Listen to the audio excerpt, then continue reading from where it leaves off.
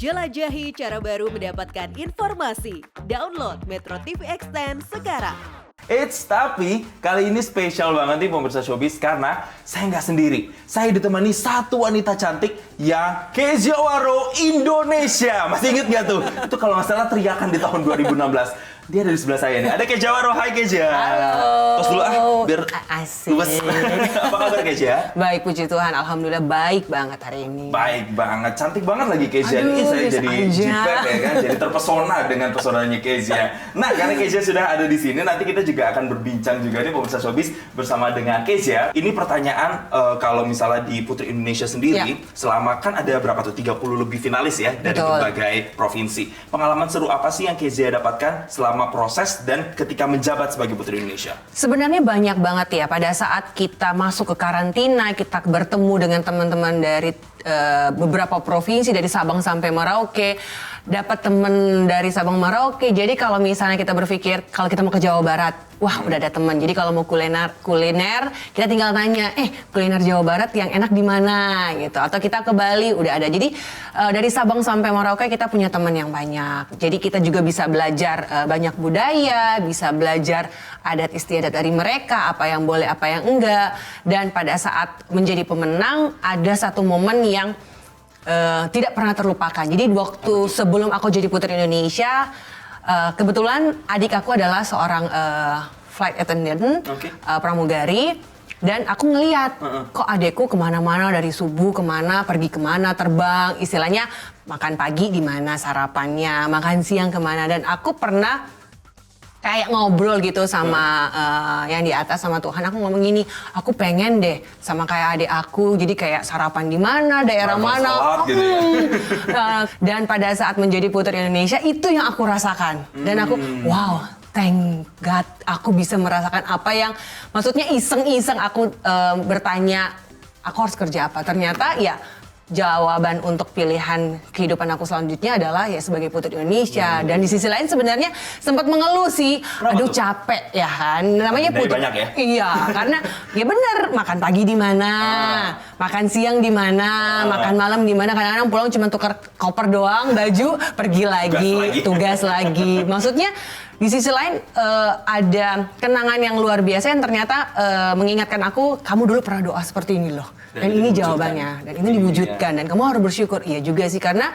ya nggak semua perempuan yang bisa merasakan seperti ini. Betul gitu. banget. Jadi bisa merasakan, mengenal lebih dalam tentang Indonesia. Betul karena sekali. lewat tugas-tugasnya itu memang harus ke kota yang satu, ke kota Ya, yang lainnya begitu ya. bener banget. Belajar soal Indonesia. Tapi kita nggak cuma bahas kiprahnya Kezia sebagai Putri Indonesia. Tapi Kezia ini kan juga mengharumkan nama Indonesia di ajang internasional yang beritanya sayang untuk kita lewatkan. Nah, selain jadi Putri Indonesia nih Kezia, balik lagi nih. Kita membahas soal kiprah Kezia yang berkompetisi di internasional. Ya. Ini kaki panjangnya udah sampai ini ke Filipina nih, pemirsa. Karena waktu itu diselenggarakan di Filipina ya. Betul. Waktu itu boleh diceritain sesengit apa sih kompetisi antara kontestan satu dengan yang lainnya, Kezia? Sebenarnya kalau misalnya namanya kompetisi pasti ada persaingan ya. Tapi balik lagi ke kitanya, kita mau memandang atau melihatnya pada saat ikut kompetisi, intinya adalah di ajang internasional itu kita mau lihat seperti apa. Kalau memang kita mau mengikuti yang kompetitif banget ya takutnya ke depannya kita malah nggak enak atau ada sesuatu yang terjadi. Jadi ya enjoy aja sih momen di sana karena kita ketemu dengan beberapa negara, terus bertemu juga maksudnya di negara Filipina sebagai tuan rumah, kita melihat warga di sana, masyarakat di sana, dan ya di sisi lain ada kompetisi, di sisi lain juga kita malah justru belajar budaya yang banyak karena bertemu dengan berbagai negara. Betul. Kan. Dan making friends juga pastinya. Betul ya. sekali. Itu yang jauh lebih penting dan essence dari kompetisinya itu sendiri. Setuju. Nih ya, kalau setelah Putri Indonesia, kemudian setelah Miss Universe, banyak nggak sih mereka-mereka yang terjun kayak Kezia? Kalau Kezia ini kan yang kita tahu dia seorang presenter juga, seorang spokesperson juga di Indonesia, entertainer juga. Nah kalau teman-teman dari negara lain, mereka tuh kebanyakan juga terjun ke dunia entertain atau biasanya kayak gimana lagi setelah Miss Universe itu? Sebenarnya banyak sih kalau mau dilihat dari sosial media mereka. Ada juga kita grup yang mereka melanjutkan studi mereka. Ada yang dokter, mengambil spesialis dokter gigi. Itu mereka melanjutkan lagi. Ada yang awalnya kita nggak tahu nih, ternyata dia dancer loh. Wah keren banget. Gerakan tubuhnya yang emang bener-bener wah luas banget. Dan ternyata baru tahu saat itu setelah dari Miss Universe. Tapi kita juga ada kontak beberapa teman di negara-negara yang dalam satu grup itu masih aktif sampai sekarang sih. Jadi kembali lagi pilihannya, kalau memang mereka mau masuk ke dunia entertainment, ada yang masuk ke dunia entertainment, ada yang masuk ke presenter juga, ada yang dari mana ya, Meksiko kalau nggak salah itu masuk ke dunia presenter juga. Oke. Nah pemirsa, kalau tadi Kezia udah bilang banyak loh ternyata yang memilih karir sebagai entertainer atau masuk dunia entertainment, tapi ada juga yang memilih bidang masing-masing. Kezia, kita runut lagi nih ke belakang lagi nih pada saat Putri Indonesia, mungkin banyak juga nih pemirsa yang pengen tahu sebenarnya proses dari Kezia itu daftar sampai kemudian pemenang di mahkotain itu prosesnya seperti apa sih, tahapan-tahapannya, sistem penilaiannya seperti apa sih Kezia? Sebenarnya panjang dan banyak, dan itulah yang namanya intinya cintai proses. Sebenarnya nggak mudah, tapi karena dilihat dari luar itu kayaknya kok halus-halus aja ya. Jalannya, tapi sebenarnya banyak proses yang memang dari awal sampai akhir kita harus penuhi karena kan banyak kriteria. Kita kan kembali lagi yang namanya 3B, Brain, Beauty, and Behavior. Itu kan memang semuanya totally akan dinilai. Walaupun tidak yang seperti face to face ini aku nilai kamu ya, enggak. Jadi ada beberapa orang yang memang kasat mata observe gitu ya. Ternyata mereka ini sebenarnya salah satu juri kita gitu. Jadi memang sebenarnya banyak banget yang harus dilalui, dari namanya cek kesehatan karena masuk karantina pun kita kan ngelihat dalam 1 minggu lebih kita harus ada di karantina, jauh dari keluarga, itu kesehatan juga penting harus dicek. Dan istilahnya pengetahuan kita juga, kecantikan kita juga, wajah kita dan attitude kita akan dinilai semuanya. Jadi lengkap banget paketnya yang sebenarnya orang di luar sana tuh nggak bakalan tahu karena penilaian di dalam itu sebenarnya detail banget.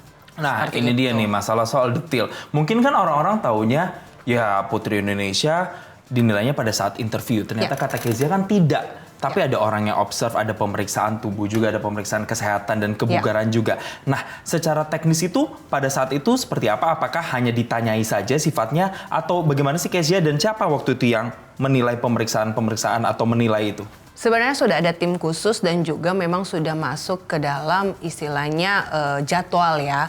Dan itu memang harus dipersiapkan. Namanya dalam sebuah kompetisi itu pasti ada tergantung dari peraturan masing-masing, dan pada saat itu memang dicek dan itu memang semuanya sesama kita juga, maksudnya, dan lebih ke istilahnya ibu-ibu senior gitu, bagian kesehatan juga ada dan itu akan dicek seperti ada apakah misalnya contoh dalam tanda kutip ada tato, mungkin ada bekas luka karena jujur aku juga dulu ada bekas luka dan itu yang memang kita harus konfirmasi. Contohnya sebenarnya jatuhnya adalah kembali lagi untuk diri kita karena pada saat itu yang dibutuhkan untuk desainer.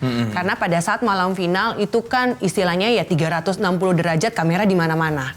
Dan itu yang sebenarnya bisa ditutupi dan bisa membantu kita untuk terlihat oke di depan kamera sih. Oke, gitu. jadi sebenarnya point of view-nya adalah melihat kebugaran dan kesehatan dari para pesertanya itu ya. Nah, pas ke internasional juga seperti itu, juga ada SOP-nya sebenarnya seperti sama, itu juga. ada SOP-nya juga yang memang benar-benar ya sesuai dengan aturan dari mereka dan itu sangat ketat, apalagi di sana. Sebenarnya di Indonesia ketat, di sana juga ketat. Jadi memang pada saat dari dalam negeri memang sudah dipersiapkan, sudah dicek semuanya, sudah dilakukan benar-benar dipersiapkan secara matang. Pada saat nanti di internasional benar-benar bisa menjadi representasi yang baik untuk Indonesia, baik secara fisik maupun secara intelijensia dan juga public speaking-nya pastinya kalau di internasional. Nah, ini kita berbicara soal Kezia waktu ke internasionalnya lagi nih. Ini kan penyelenggaraannya pada saat itu di Filipina kan? Ya. Semegah apa waktu itu, Kezia? Wow, megah sekali.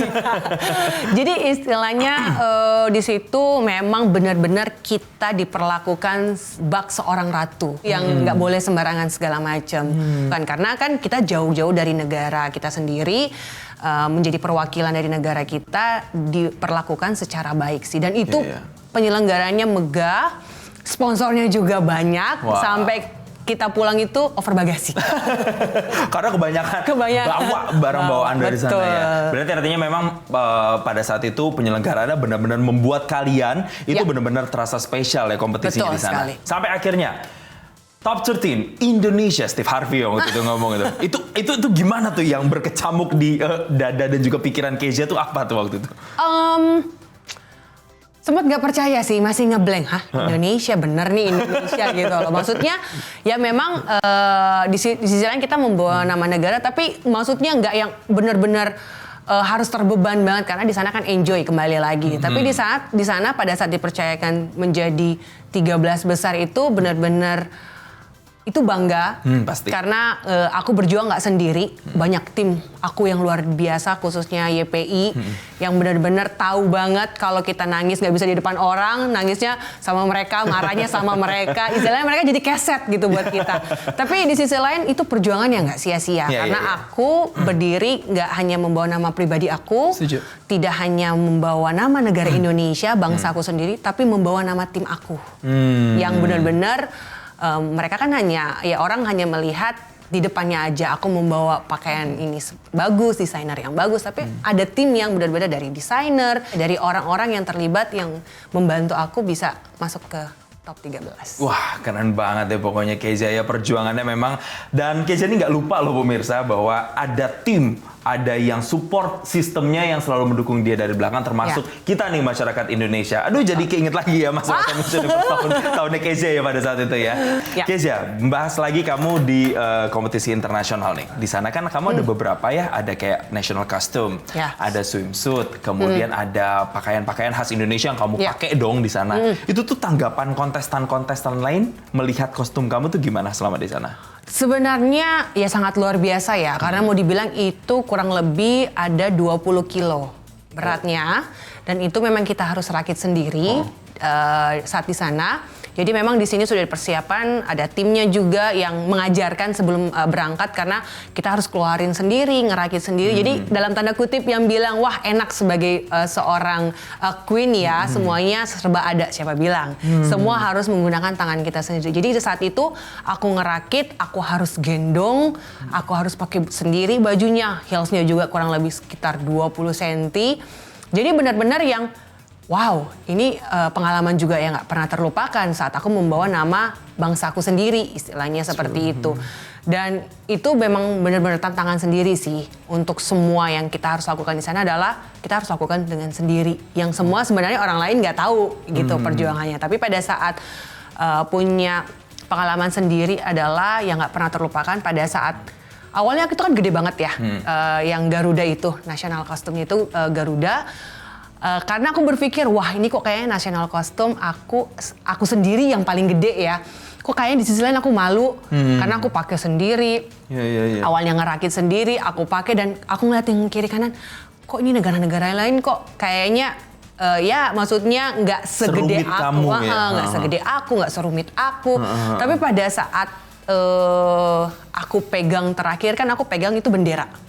Tapi pada saat momen aku pegang bendera itu langsung aku berdiri tegak dan aku berpikir dan aku percaya aku bawa bangsaku. Aku bukan dengan keegoan aku bawa diri aku atau bawa Garuda ini sebagai hal yang biasa aja, tapi ini merupakan sebuah lambang aku, lambang kebanggaan aku dengan bangsaku sendiri. Jadi pada saat itu aku langsung gue harus bangga dengan ini. Gue punya sesuatu yang harus diperlihatkan di semua negara.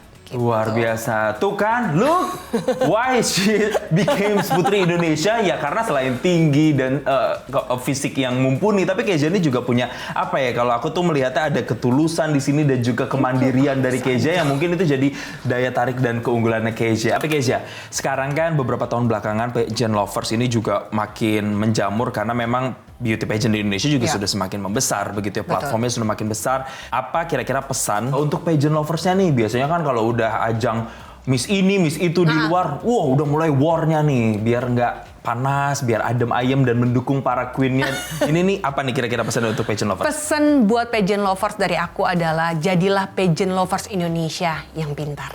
Yang pintar, yang cerdas, yang juga bisa menyaring dan juga mengontrol jarinya. Setuju. Supaya putri-putri kita ini makin berkarya di luar, justru bisa membanggakan Indonesia. Nah Kezia, sekali lagi thank you so much udah hadir di Showbiz. Akhirnya saya Kezia Waro. Dan saya Jason Sambo, mewakili kru yang bertugas pamit undur diri. Sampai jumpa. Cara mudah mendapatkan informasi dengan satu sentuhan jari. Download Metro TV Extend.